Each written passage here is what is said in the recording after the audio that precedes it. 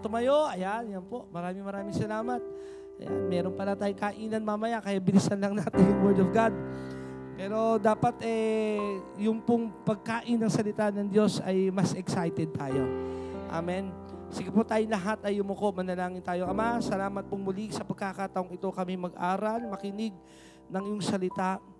At payagan mo pong muli, Panginoon, na hindi lang kami makarinig, kundi yung mai-apply po namin sa pang-araw-araw naming buhay ang mga narinig namin sa iyo.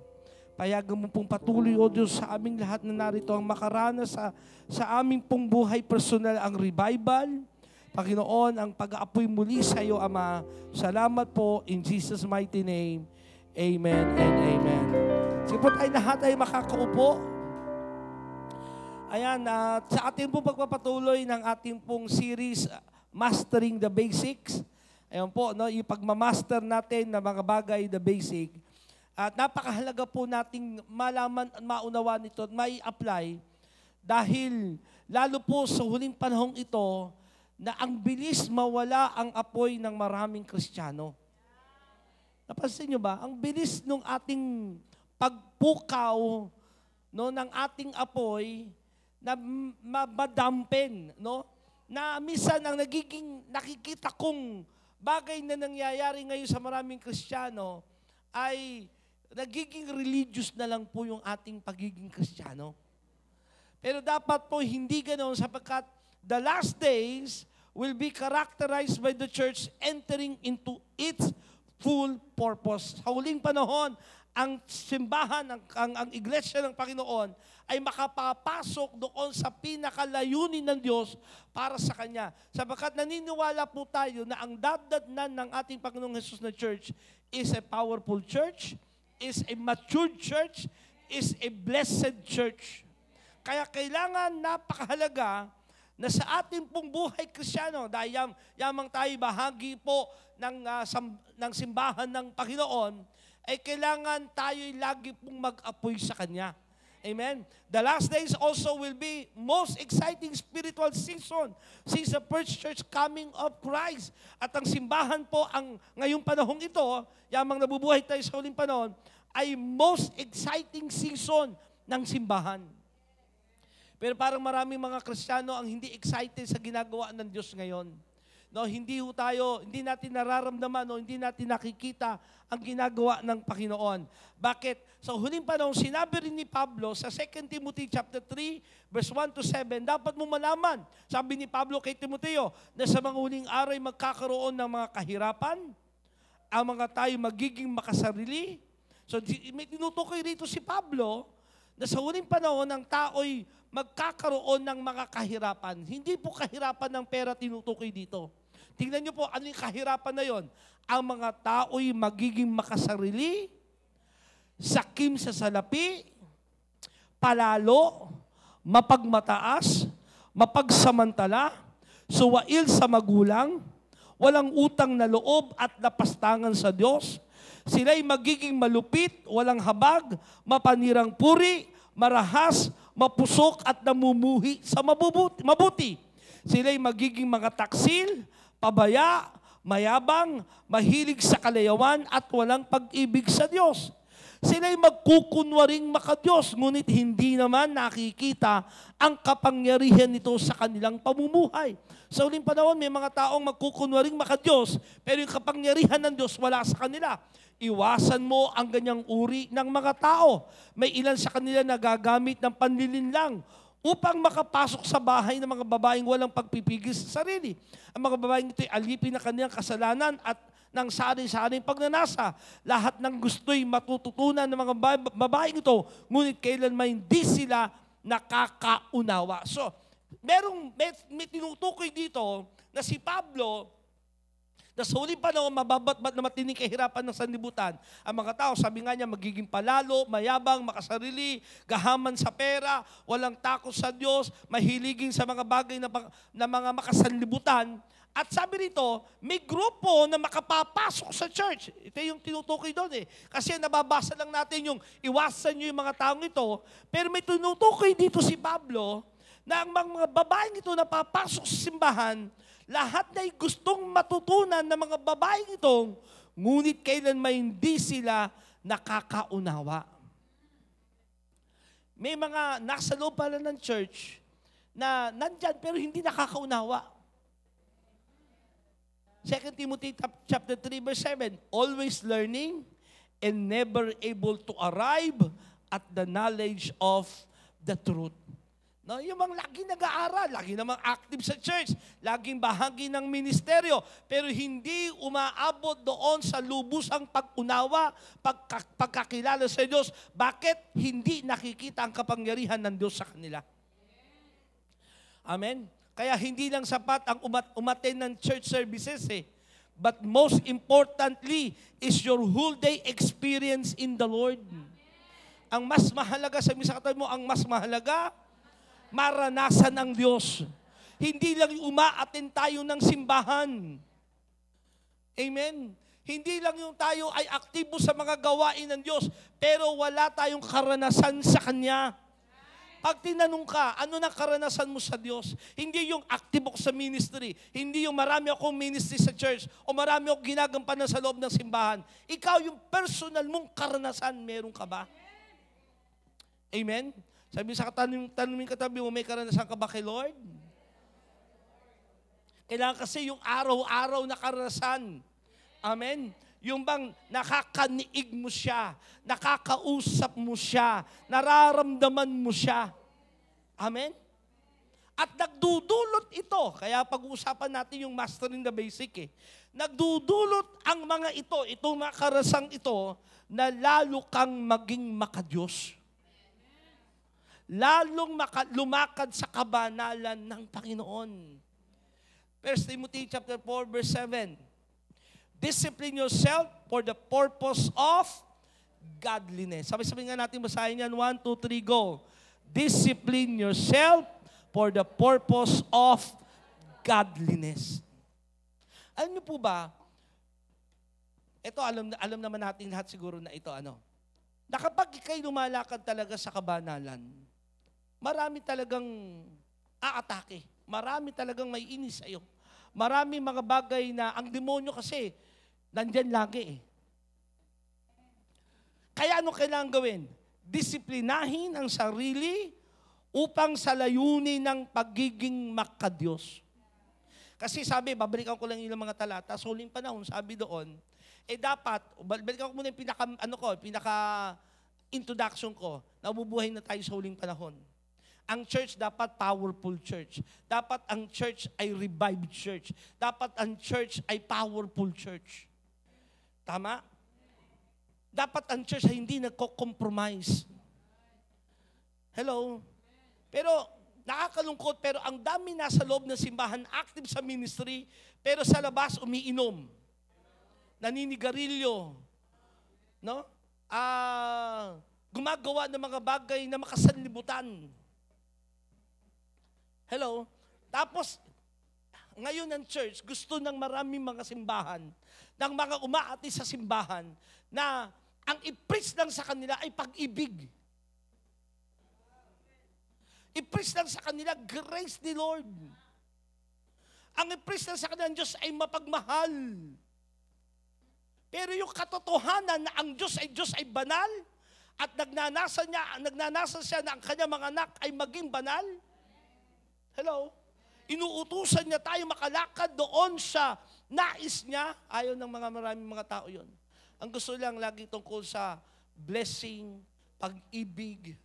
Totoo naman, kailangan natin yun. Pero kailangan mong ma-balance din. Kasi ang Biblia is a balance. Ang Biblia nagtuturo din. Sabi nga ng Bible, iwasan mo yung mga taong ito. Amen? So ano kailangan natin gawin para hindi tayo madamay sa ganitong klase ng espiritu kumakalat ngayon sa church? Amen ba? Sino rito gustong makalakad sa kalooban ng Diyos? Nasa kamay. Sige po, sino gusto makalakad sa kalooban ng Diyos? Please, alam niyo po, ang pagiging Kristiyano natin, hindi po ito umaating ka lang ng simbahan.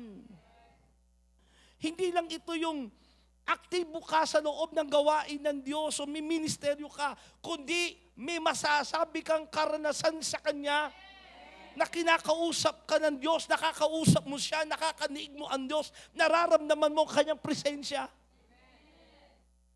Amen? Hindi lang ito yung membro ka ng gawain ng Diyos, kundi yung araw-araw na ating ginagawa sa Kanya. Kaya napakalaga sa atin po, papasok ko sa mastering, ang mamaster ho natin, at ito magiging huli nating topic dito kasi nilahat ko na rito mastering spiritual discipline. Ang i-master natin, yung pagdidisiplina ng ating espiritu. Amen? Now, alam kong hindi madali, lalo sa takbo ng sanlibutan ngayon. Hindi madali kasi ang tao'y abalang-abala. At minsan nadadaya tayo sa mga kaisipan na lahat naman ay siguro ganyan din. Nako-compromise ang righteousness ng Panginoon. Hello? So, i-master natin yung spiritual discipline. Titus chapter 3 verse 14. Titus 3 verse 14. Our people must learn to devote themselves to doing what is good. Ano daw? Ang mga anak ng Diyos. Kasi our people, tinutukoy dito yung mga tao ng Diyos, ay kailangang matutunang i-devote ang mga sarili sa paggawa ng mabuti.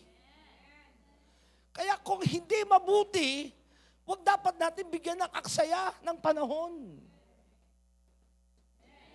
Amen ba? Mabuti ba makipagtsismisan? No. Alam nyo, walang kailamang mabuti sa tsismisan sa kapwa mo kapatiran. So hindi natin dapat i-master yan. Yung iba, master na master.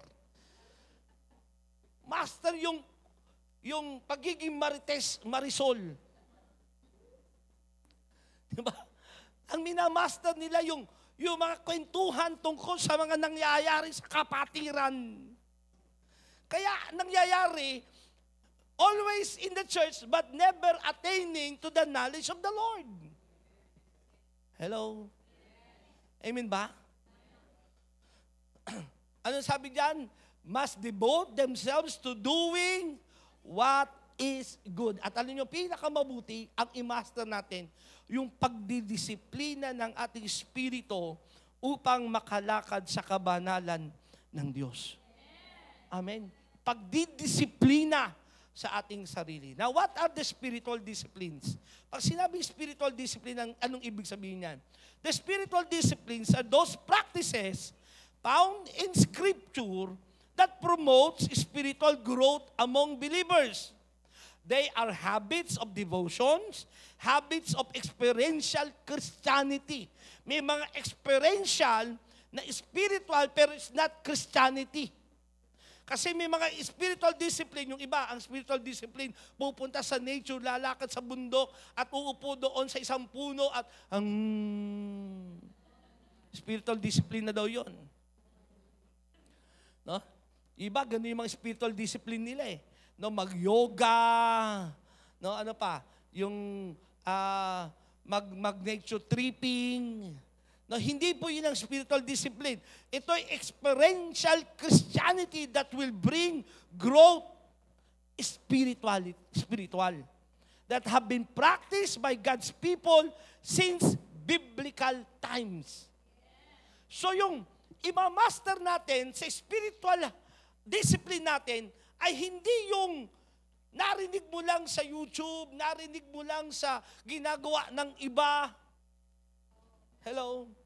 Yung mga nagtatrans, no? Yung mga ginagawa ng iba, yung mga yoga, meditation. Hello? Minsan may mga Kristiyano, yun na rin ang trip. No? Nagtitrip-trip sa ganyan mga pag-meditation na hindi pre-practice ng mga nauna nating mga kapatid sa Diyos. Okay? So pag sinabi mong spiritual discipline, ito'y magdudulot sa iyo ng growth, experiential Christianity na biblical. Amen? Pag sinabi namang habits, anong habits? Habits are actions that are ingrained, that have become natural because of continued repetition. Pag habits naman, na-ingrain na sa'yo, na-itatak na sa'yo, dahil naging natural na lang sa'yo, kasi paulit-ulit mong ginagawa. Ginagawa ng paulit-ulit hanggang sa makasanayan na. Yun yung habit. So ito yung sinasabi ko nga, dito nga magtatapos sa mastering the basic. Ang imamaster natin, upang tayo maging matatag na Kristiyano. Hello?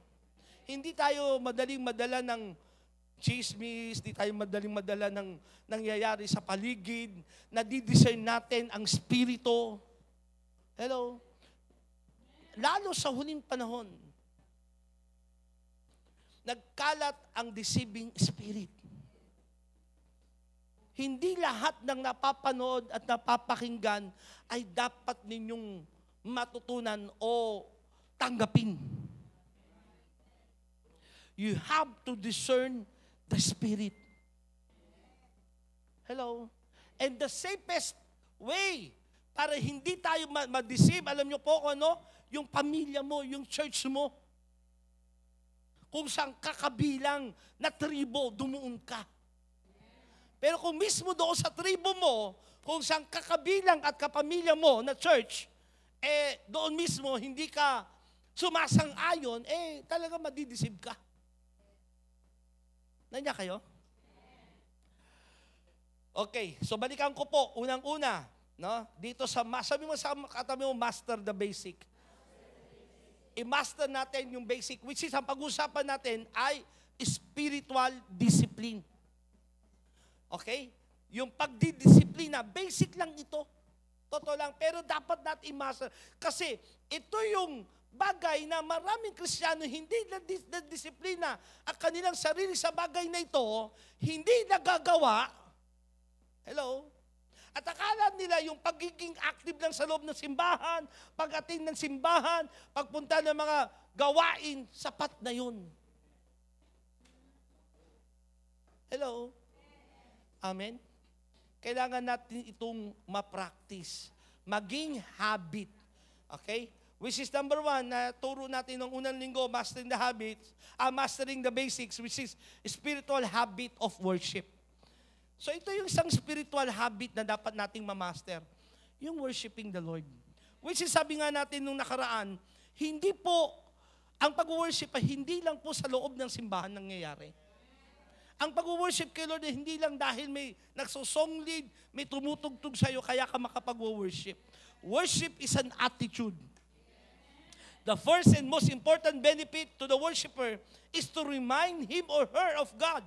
It serves to focus our lives on the most important reality there is, and thereby puts in proper perspective of life. Pag nag-worship ka, inilalagay mo yung tama mong perspektibo ng isipan mo na tayo yung nangangailangan sa Diyos. Worship shifts your focus from the problem to problem solver. Kapag nag-worship ka, nasishift yung isip mo doon sa problema, no? Nawawala at napupunta ka sa Diyos na kayang solusyon ng problema mo. Amen ba?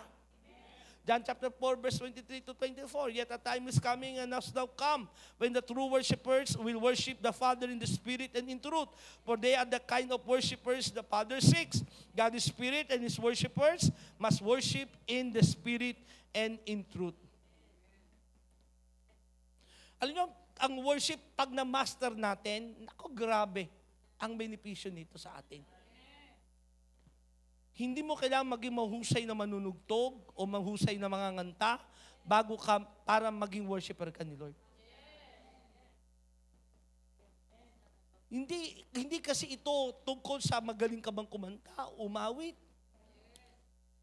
Hello? Maganda, may advantage kung marunong ka mag-gitara. Tama? But worship is an attitude eh. Yung attitude ng pagsamba mo sa Diyos, in spite and despite ng sitwasyong nangyayari sa iyong paligid, nag-worship ka sa Kanya. At yan ang i-master natin. Amen.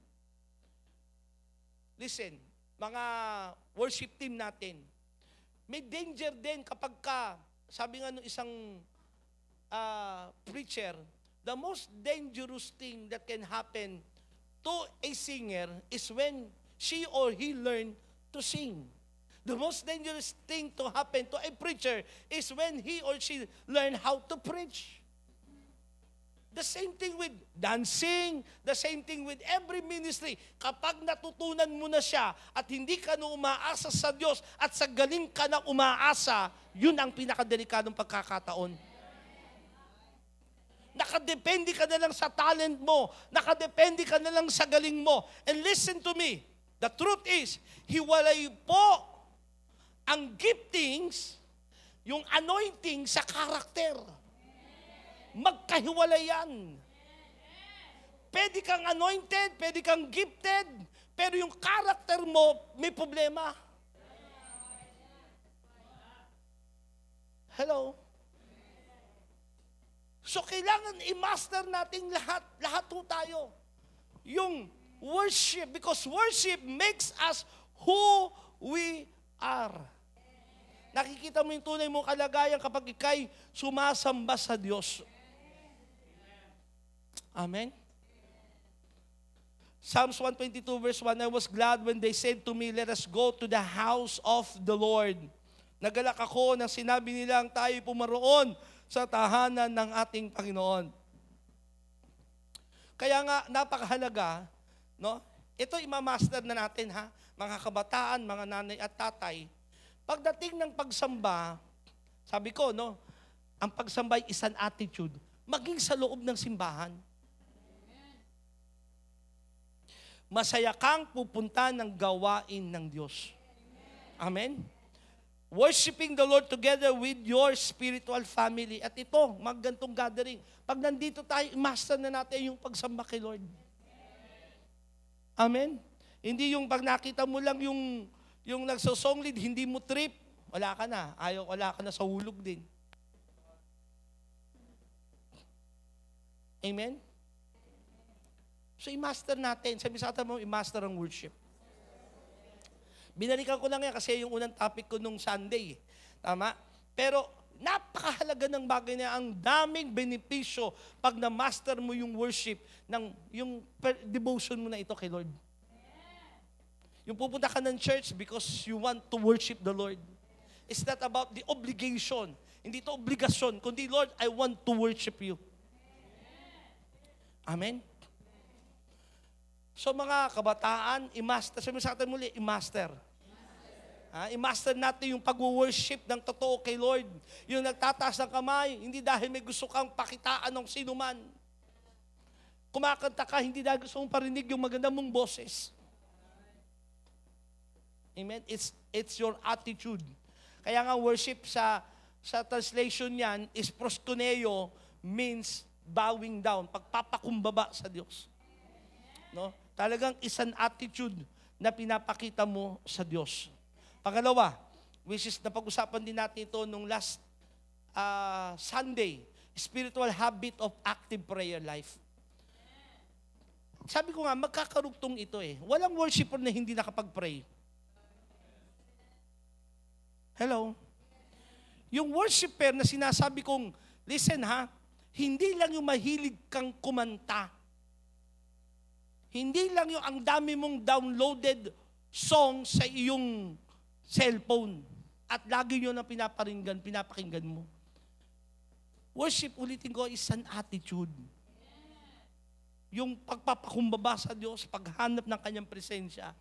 At sumunod, i-master yung spiritual habit, maging habit na natin, yung active prayer life. Yung mga tipong, ganito na ba kayo? Yung paggising mo ng umaga, hindi ka tatayo nang hindi ka nakapag-pray. Sino yung ganon?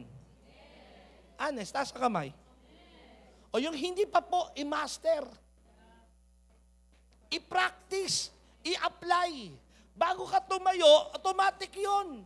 Kasi naging habit mo na eh. Yung tatayo ka, pagtayo mo ganyan, Lord, Panginoon, salamat po sa araw na ito, sa bagong buhay na binigay mo sa akin. Iba yung nag-pray ka, doon sa mamaya magdi-devotion ka. Nandiyan kayo? Kasi akala na iba, porkit nag-pray na, nakapag-devotion na. nyo, maraming Kristiyano hindi talaga lumalago kasi itong basic lamang na ito, hindi nagagawa. J-group leaders, taas nga mga J-group leaders, please taas ang kamay. Bantayan natin yung devotion ng ating mga kapatid. Tanungin nyo sila sa devotion nila. Dahil ang mga nagpe-pray at nagdi-devotion, yan ang matatatag na Kristiyano. Amen? So yung prayer active life, tingnan natin yung ilang mga bagay tungkol dito. Sa important consideration, the spiritual discipline of prayer is to become a reality in our lives. Number 1, napakahalaga sa prayer active life, quiet place. Meron kang lugar talaga, oras at panahon, na magdi-devotion ka. Sino yung ginagawa yan? Taas ang kamay. Luke 6 verse 12, not it came to pass in those days that he went out to the mountain to pray and continued all night in prayer to God.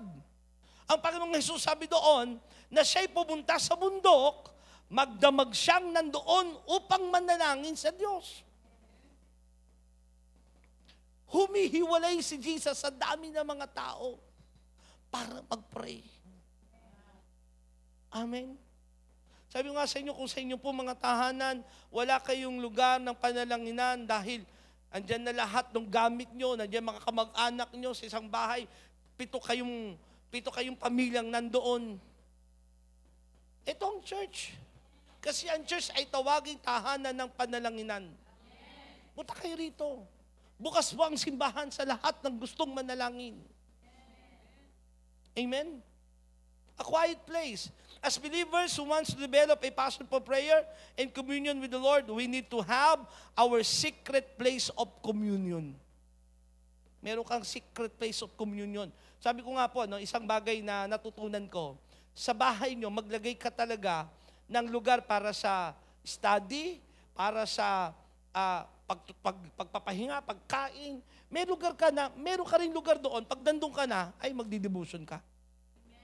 Ngayon, kung wala pong lugar, kasi minsan ang bahay natin, pag ikot mo, yun na yun eh. Di ba? Ang church po ay nandito para po sa inyong devotion kay Lord. Matthew chapter 6 verse 6, but when you pray, go away by yourself, shut the door behind you and pray to your Father in private. Then, your Father who sees everything will reward you. A quiet time. Hindi lang a quiet place, a quiet time. Jesus prayed early in the morning. Now in the morning, I've risen a long while before daylight. He went out and departed to a solitary place, and there he prayed. Meron siyang quiet place, meron siyang quiet time. Yung oras na nakatalaga para talaga sa panalangin. Alam nyo, ito parang titinang message na naman uli. Pero alam niyo po, ito ay iniuutos sa atin. Na kailangan natin magawa, hindi madali. Pero pag naging habit mo na siya, hindi kompleto yung araw mong hindi mo nagagawa yan. Nakasanayan mo na. And I tell you, believe me, ang mga taong may ganitong klase ng habit, yan ang mga taong magiging matatag sa Diyos. Hello? Hindi yan pagiging religious. Ang dami ngayong konsepto sa Kristyanismo na hindi naayon sa katotohanan ng salita ng Diyos. We natter down ang Word of God, we natter down ang practices ng pagiging Kristiyano. Kaya napakahalaga bumalik lagi sa katotohanan. Hello? Naintindihan niyo yung punto kong yon? Ang dami, parang binaliwala na yung dating practices ng mga forefathers natin. Binaliwala na yung paano sila naglilingkod sa Diyos. Paano yung practices na pagiging, yung mga habit nila yung spiritual. Wala na. Ngayon mga kabataan, parang easy-go-lucky na na pagiging Kristiyano nila. Kaya ang daming mababaw na Kristiyano. Hello? Birthday ko, ginagalit niyo ako eh. Hindi, alam niyo bakit? Ito burden eh. Yung sinasabi ko sa inyo burden, na yung burden ko sa inyo na lumago kayo. At wala kong alam na paraan ng paglago ninyo, hindi yung umatin kayo ng umatin lang. Yung personal yung buhay, araw-araw. Hello? Yung talagang sa buhay mong personal, naranasan mo ang Diyos. May kwento kang experience sa Kanya. Hello, hindi yung kwentuhan nyo lang sa ministry, active na active ka, pero wala kang personal encounter kay Lord. Amen. Psalms 88 verse 13, But to you, I have cried out, O Lord, and in the morning my prayer comes before you. Sabi ni David, morning prayer. Psalms 119 verse 147, I rise before the dawning of the morning and cry for help. Dawning of the morning pala, bago pa sumikat ang araw, nananalangin na siya. Habit na yan eh. Tanungin niyo yung mga taong ginamit ng Diyos. Sabi nga, di ba narinig niyo yung kwento si Mami? Pag-isip pala ng mga, Mami Bishop, pupunta na sa kanyang lugar ng table para mag-pray, para mag-aral. At maraming Kristiyano walang ganung level. Wala. Nasubukan nyo na ba mag-devotion mula hapon hanggang kinabukasan ng umaga? Wala kang ginagawa doon, mag-aral, magbasa, mag-pray, mag-worship. Maraming mga Kristiyano walang panahon sa ganun. Pero maraming panahon sa panonood ng TV, pag-Netflix, pag-Facebook. Ilang movie series ang panonoorin. Ay! Hello. Tapos magtataka ka, bakit ang hina mo? Bilang Kristiyano? Ba't hindi lumalago? Ba't ang bis matisod? May nagtanong sa akin, hindi pa sa pagmamayabang ha, may nagtanong sa akin, Pastor, paano ka mag-devotion? Ako po, mula hapon hanggang bukas ng umaga, kaya ko mag-devotion at ilang beses ko yung ginagawa. Bago ko tumayo at mag-preach, itong preaching na ito, buong magdamag, pag-aaralan ko yan, babasahin ko yan, pag magdidili-diliin ko yan, makikinig ako ng worship, magbabasa ako ng Bible, balik ulit ako sa notebook ko, balik ko ulit sa Bible ko, magdamag. Kung hindi pa natin nagagawa, hindi ko sinasabi yan para nagmamayabang ako sa inyo. Pero that is, kumaga sabi ko nga, wala ko sa posisyong ito, hindi dahil automatic ito. May bagay akong nagawa sa Diyos. At ipinapasa ko po sa inyo mga kapatid. Na maraming Kristiyano walang ganyang diwa ng pagiging Kristiyano nila. Aatin ng church 2 oras, paglabas, mas maraming panahon sa mga bagay na nakasalimutan. Kaya sabi ng Bible, sa uling panahon, ganyan ang buhay ng maraming tao. Kaya, they are in the church, pero wala silang natututunan. Meron, alam nyo ano, puro mali. Puro hindi biblikal. Puro hindi ayon sa katotohanan ng salita ng Diyos. Hello?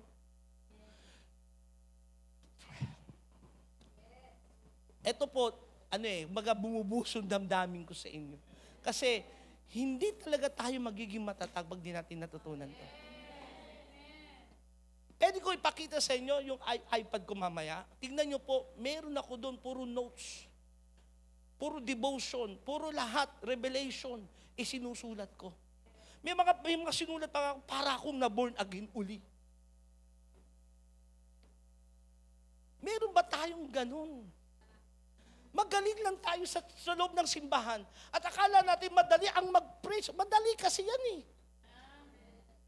Pero ulitin ko, magkaiba ang anointing, ang gifting sa personal mong relasyon sa Diyos. Hello? Matthew 4 verse 4, ang tayo hindi lamang sa tinapay na bubuhay, kundi sa bawat salitang nagmumula sa bibig ng Diyos. Yan ang buhay natin. Pag-aralan, pakinggan ang salita ng Diyos. Pagdili-diliin ng salita ng Diyos. Talagang buklatin ng Word of God. Ngayon, sige, modern na, wala ng Bible yung marami. Sa cellphone mo ba? Sige, totoo bang may Bible kang binabasa mo yan? May dami na pong app ngayon, dami mga devotional Bible na pwede mong makuha. Maging intentional tayo sa growth natin in spirit.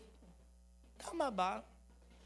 Nagbabayad ka nga ng napakamamahal para ma-develop mo kunyari yung iyong gifts o yung katawan mo. Mag-gym ka, babayad ka ng magkano monthly. Personal trainer. Pero espiritu natin, minsan din natin binibigyan ng panahon sa ganun. Akala natin, basta umatin ng church, umupo dyan, makinig, may magpipre sa'yo, okay na yon. Pero wala kang personal application sa sarili mo ng personal devotion. Amen? 2 Timothy chapter 3, verse 16, all scripture inspired by God and is useful to teach us what is true and to make us realize what is wrong in our lives.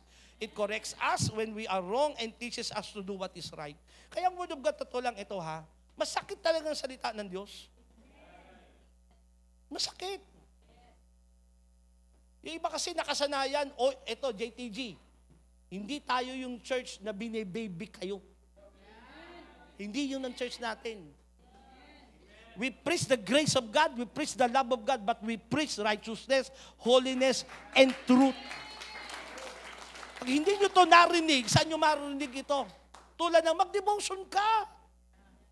Mag-pray ka. Puro hawak mo cellphone, nag-EML ka lang dyan.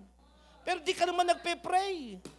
At sasabihin mo, keso wala, ano lang to, habit lang. Ba't di mo gawing habit ang mag-Bible? Hello? Tapos sabihin natin, masyado namang spiritual yan. Yan yung konsepto ngayon. Kung sino pa yung spiritual, yung pa yung mukhang eng-eng sa kanila. Yun yung para pang mas mukhang tawag dito, outcast. Hello? Yan nga yung gustong ipasok sa mundo. Sa church ng mundo. Pag mas spiritual ka, outcast ka. Kaya nga yung iba, ayaw magpakita ng spiritual sila. Kasi gustong sumabay. Baliktad, no? Tama? Hoy, gising. We are living in the most exciting time in the history of the church. Naghahanap ang Diyos ng mga lalaki at babaeng gusto niyang gamitin. Amen? Develop the habits of after reading the Word of God, then apply and obey the Word. Luke 11 verse 28, New Living Translation, but even more, blessed are all who hear the Word of God and put it into practice. Pagkatapos marinig, gawin yung sinabi ng salita ng Diyos. 1 Samuel 15 verse 22, sinabi ni Samuel, akala mo ba'y higit na magugusto ni Yahweh handog at hain kaysa ang pagsunod sa Kanya? Mas mabuti ang pagsunod kay Yahweh kaysa paghahandog at ang pakikinig ay higit sa haing taba ng tupa. Marami nagsasacrifice sa paglilingkod kay Lord, pero hindi naman ina-apply yung Word of God. Sabi mo nga sa katabi mo, huwag ka lang maging aktibo sa ministry. Pero maging aktibo lalo tayo sa ating pakikipagrelasyon, devotion kay Lord, pagsamba, panalangin, basic yan. Pero marami sa atin na-master yun eh. Hindi natin na-master yung ganong bagay. Kaya, pagdating nung wala, mabilis lang tayong nakakalimot sa ganon. Then sumunod, spiritual habit of godly fellowship. Yung pakikipag-fellowship lagi natin sa kapatiran. Alam niyo po, yung godly fellowship, hindi yung fellowship lang. Kasi may fellowship, pero hindi naman godly.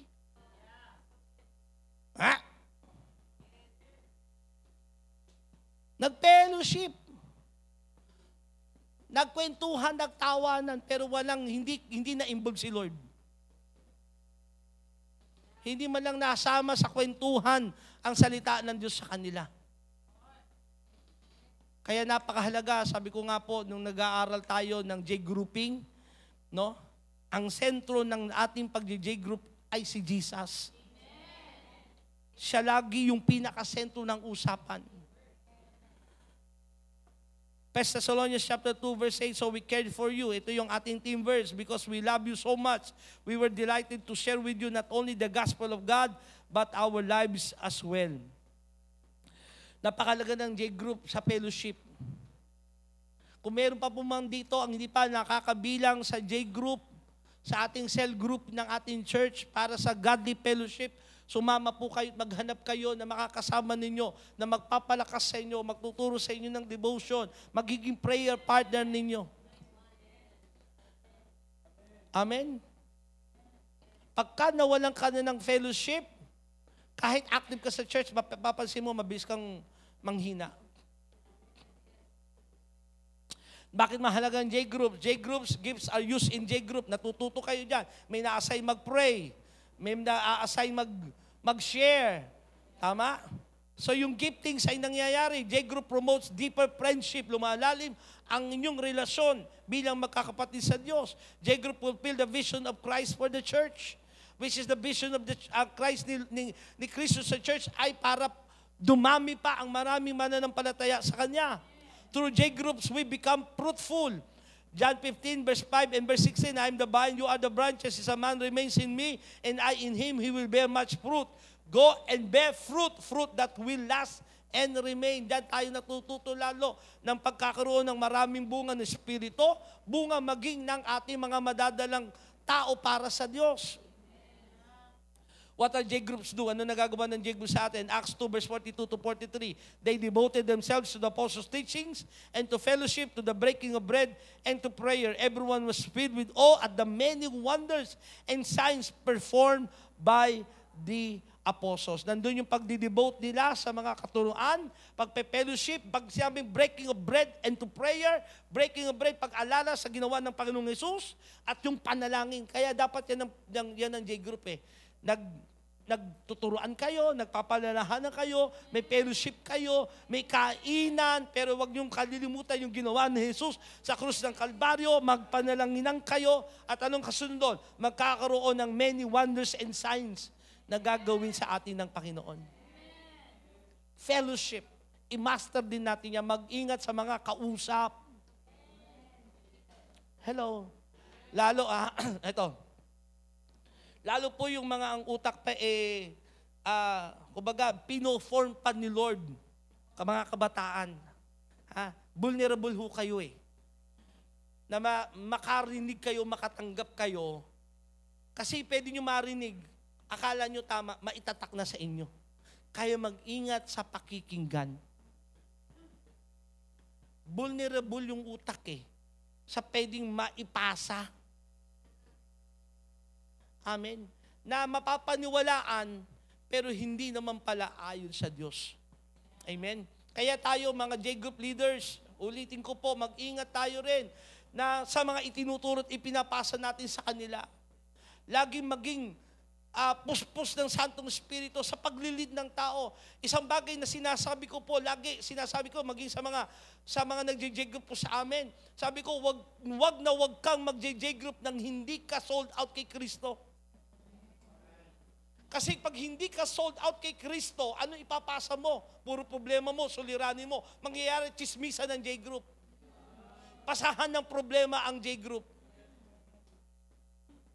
You will just ruin the lives of others pag ikaw yung J-group leader, pero hindi ka sold out kay Lord. Magtuturo ka na kung ano-ano mga bagay na natutunan mo noon, pero hugot mo yung sa buhay mo. Hello?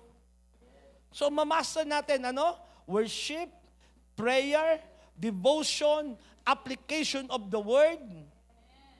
Basic lang to, basic naman, di ba? Pero ba't nagpe-fail tayo doon sa basic na yun? Di ba?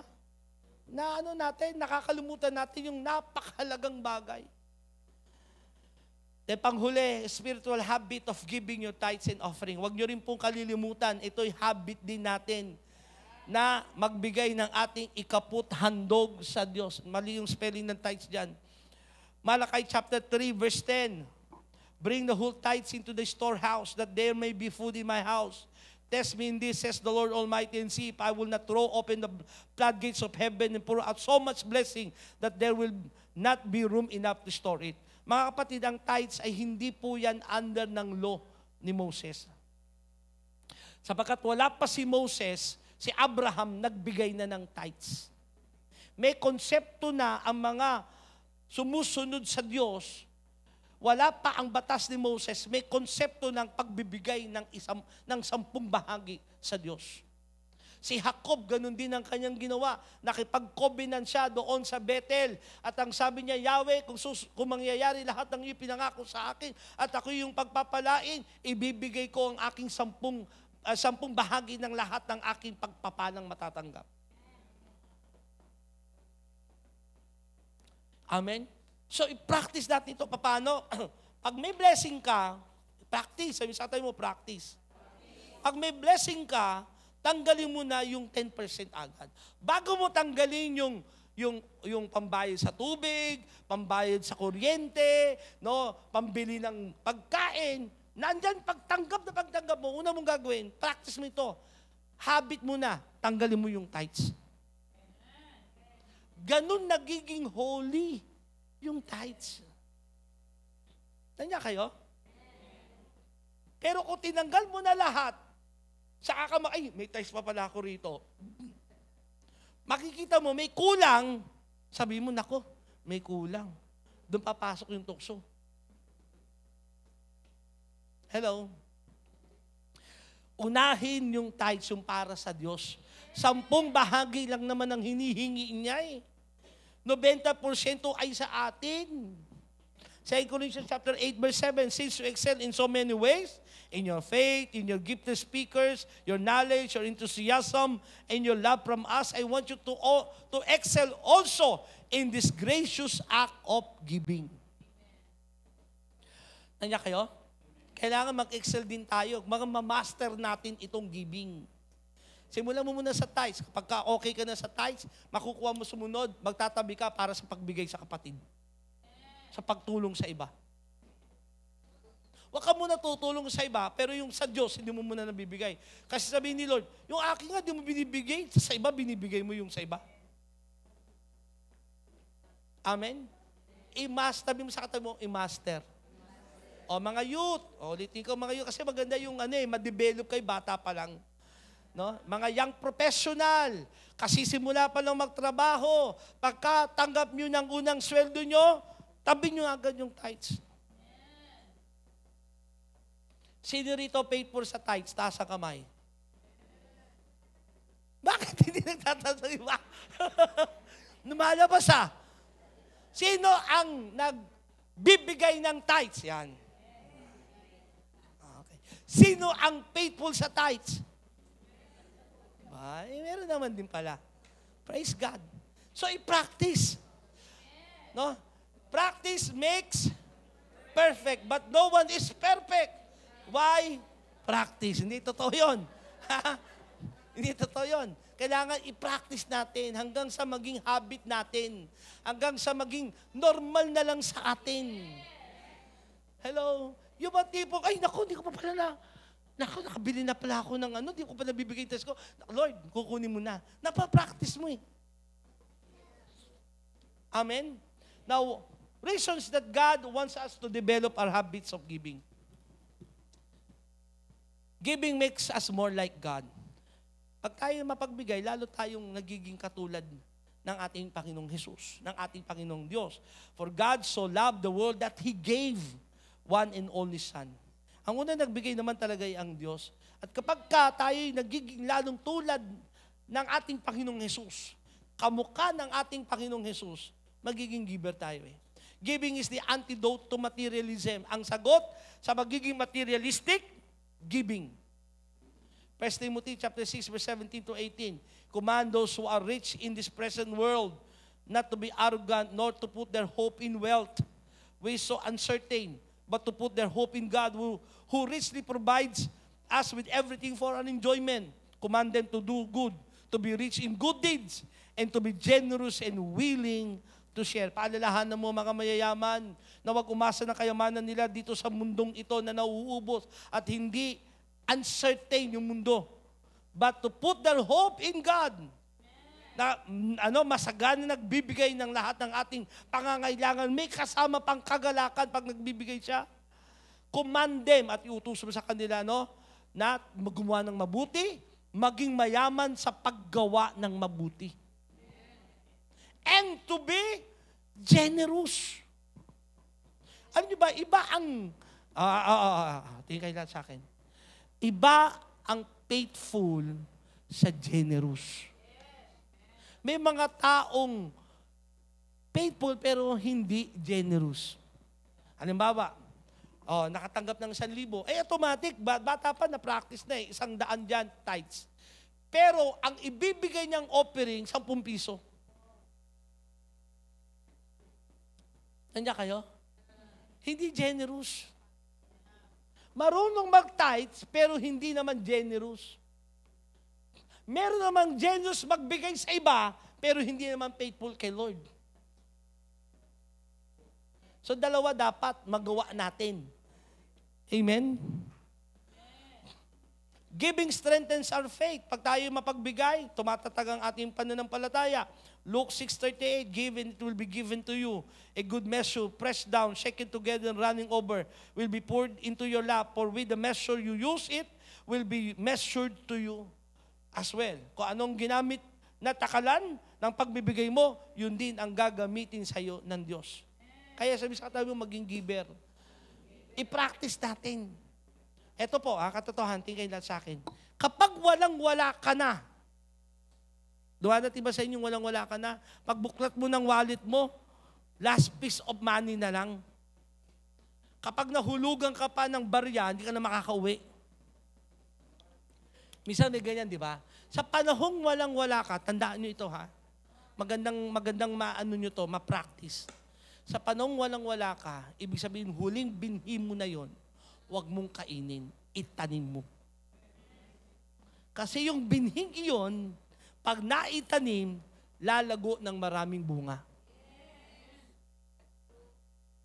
Nandiyan kayo?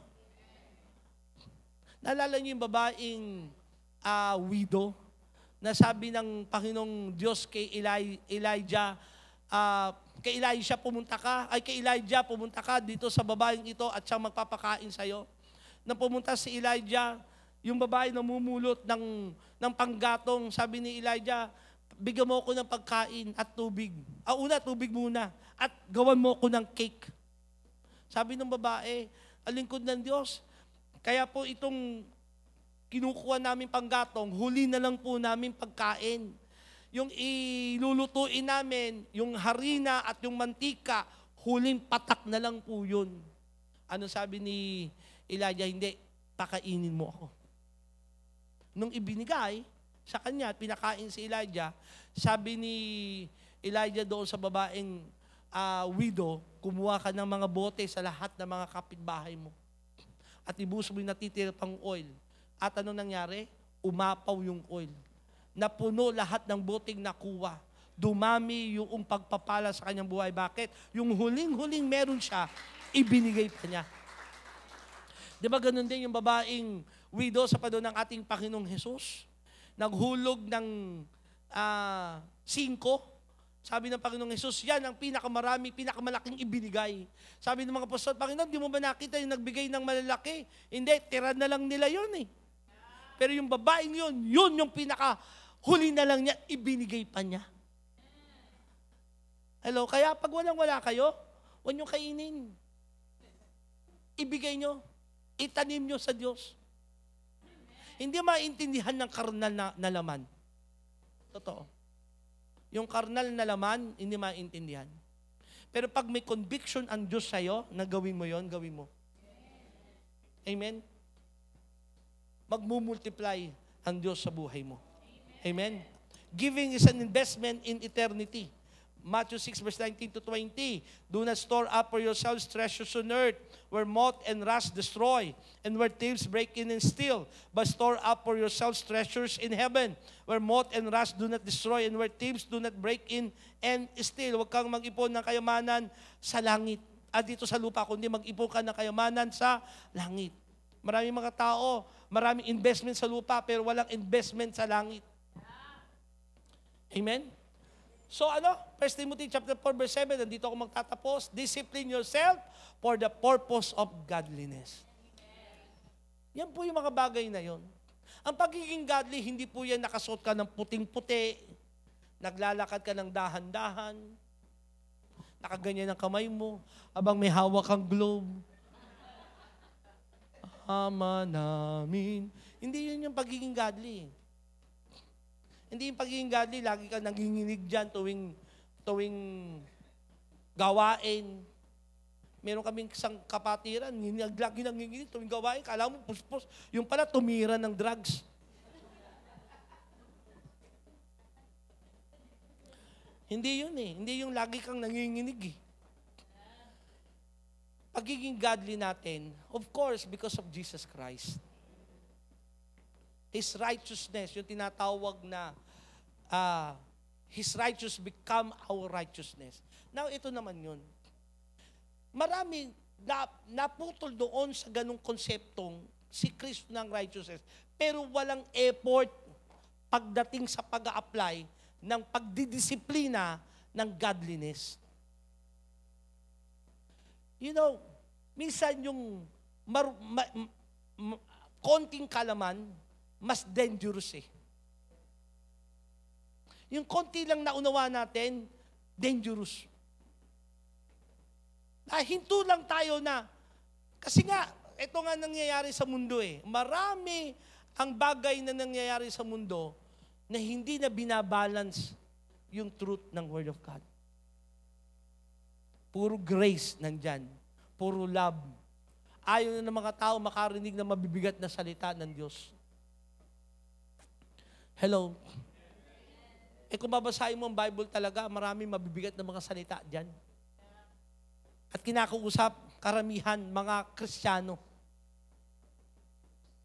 Kaya sabi doon, discipline yourself. Disiplinahin natin sarili natin. Sabi sa katabi mo, disiplinahin ng sarili. Amen? Tayong lahat. Disiplinahin. Saan? Una, yung worship mo. Worship, hindi lang nangyari sa loob ng simbahan. Pangalawa, prayer mo. Yung active prayer life mo. Devotion mo, nagbabasa ka ba ng Bible? Application of the Word of God. Hello? Fellowship. And then yung giving. Ay, apply natin yan. Wow. Sabi ko sa inyo sabi mo sa katabi mo, hindi para sa akin yan. Para sa'yo yan.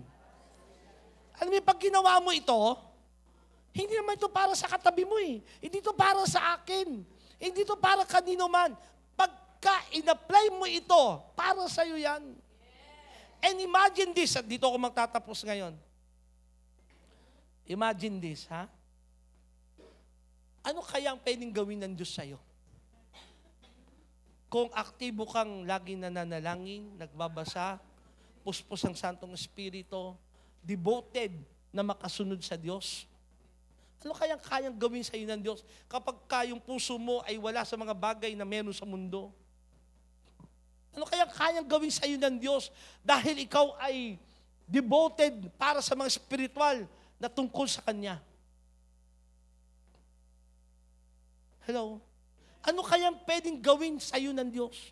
Ano kaya ang kayang gawin sa iyo ng Diyos? Ano mga karanasan ang pwede mo maranasan sa Kanya? Amen? Marami mga tao, ang kwento na lang nila sa kanilang pagiging Kristiyano, yung mga paglilingkod nilang ginagawa sa church. Pero walang kwento ng personal na karanasan sa Diyos. Si Pablo, ang lagi niya pinagmamalaki, hindi yung karanasan niya sa paglilingkod, kundi yung karanasan niyang maengkwentro ang Panginoong Hesus sa kanyang buhay. Nandiyan kayo? Pero sa atin, marami, ang kwento lang natin, experience natin sa ministry, pero walang personal experience kay Lord. Kailan mo huling narinig ang Diyos sa buhay mo? Kailan ka na-excite magbasa ng Bible?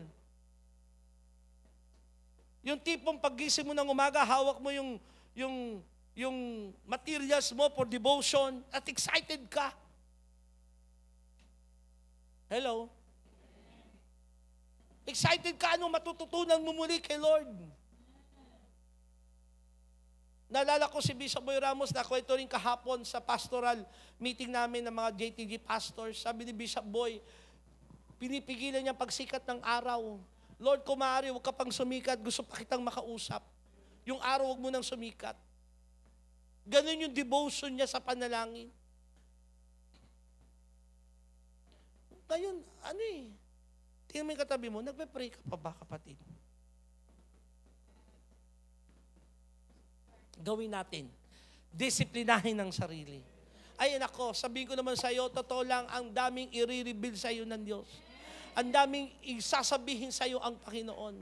Mararanasan mo siya at yun magdadala sa iyo ng paglago, pagiging matatag na Kristiyano, makakalakad ng may kabanalan, ng may takot sa Diyos. Amen. Sabi mo sa katabi mo, tulungan natin ang ating sarili. Tulungan natin. Jacob leaders, tulungan nyo ang inyong mga kapwa, manggagawa, kapatiran sa Diyos. Magpaalalahanan. Amen. Huwag tayong mawawala sa ganung diwa ng ating pagiging Kristiyano, yung laging maapoy sa Kanya, laging umiiyak sa Diyos. Hinahanap ang mukha ng Diyos. Amen.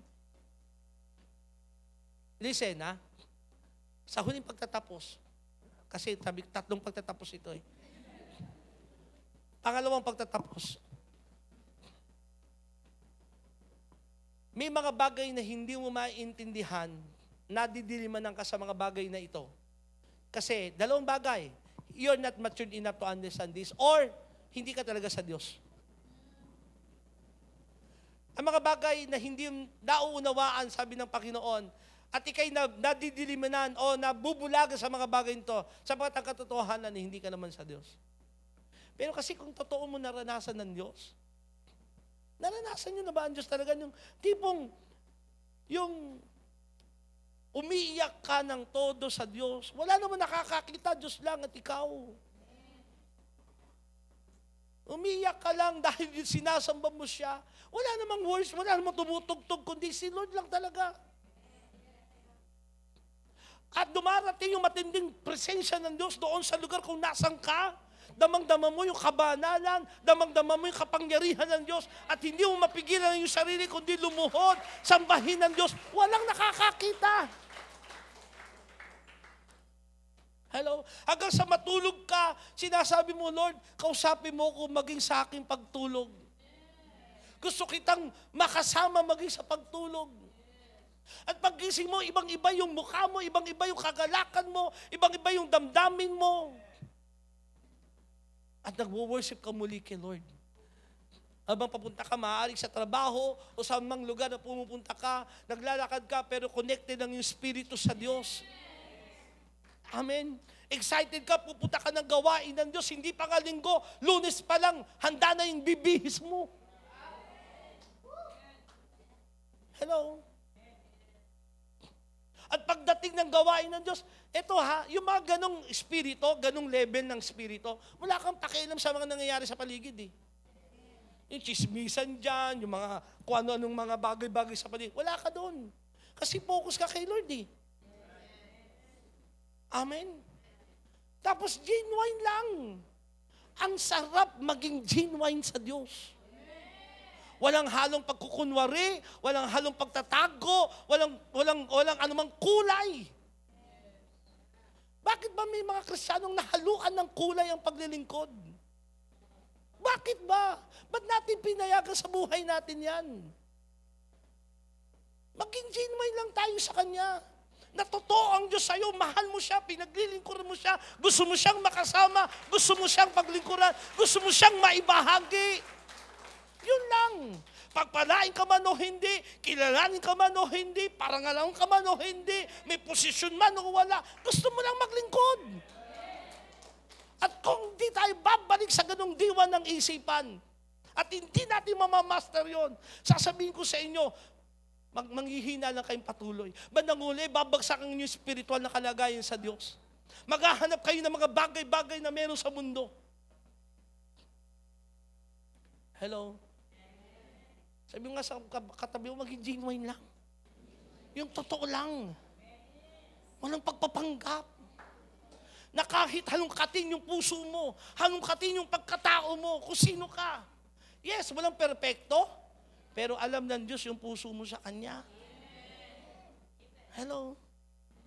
Maawit ka lang dahil gusto mo lang talaga siyang awitan. Naglilingkod ka lang kasi totoong gusto mo siyang paglingkuran. Amen? Gumagawa ka lang kasi talagang gusto mo lang talaga siyang gumawa sa Kanya. Amen? Sabi sa katabi mo, maging totoo lang tayo kay Lord. Mga kabataan, manatiling pure yung puso nyo sa Diyos. Mga nanay at tatay, manatiling pure ang paglilingkod sa Diyos. Amen? Pag tayo may hinanap ng iba, ang Diyos ang nagpo-promote. Hindi magkakamali ang Diyos. Ipo-promote niya ang dapat niyang ipromote. Ang sabi ng Bible, ang promotion di galing sa east, sa west, south, and north. Galing sa Diyos ang promotion. Hello? Amen? So balik lang tayo sa ganun, disiplinahin ng sarili. Pag natutokso ka na sa cellphone mo, kung ano-anong click mo dyan, yung gawin mo screen saver bang tawag dyan? Yung pagbuklat mo, mukha ni Jesus ilagay mo. Yun na ilagay mo para ikiklik mo pa lang yung iba. Tulungan mo yung sarili mo. Hello? Nandiyan kayo? Kasi ang bilis ng tukso sa mundo. Ang bilis maagaw yung apoy. Hindi porke nagtutuloy-tuloy ka, okay na yan, kasi umaating ka naman. Kaya hindi magamit ng Diyos yung church eh. Hindi magamit yung buhay mo eh. Hello? Kasi nandun tayo sa naglalarong Kristiyano. Eh bakit? Hindi natin mamaster yung pagiging godly natin sa Diyos. Sabi doon, discipline yourself for the purpose of godliness. Anumang mukha, anumang larawan, anumang practices, anumang mga isipan, anumang mga bagay na hindi maka-Diyos, iwasan. Amen. Katabi mo, babae, natutokso ka kasi katabi mo maganda o para na yung gusto mong dikitan, iwasan mo. Hindi pa pwedeng, Lord, patatagin mo ako dito. Eh, nasa bar ka. Anong patatagin?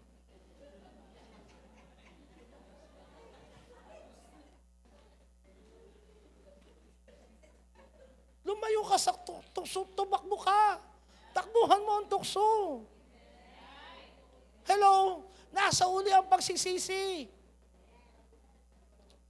Amen? Ano ka patatagin eh? Nandiyan ka mismo sa tukso, pinasok mo yan. Hello? Discipline. Sabi sa tayo mo, disiplinahin ng sarili.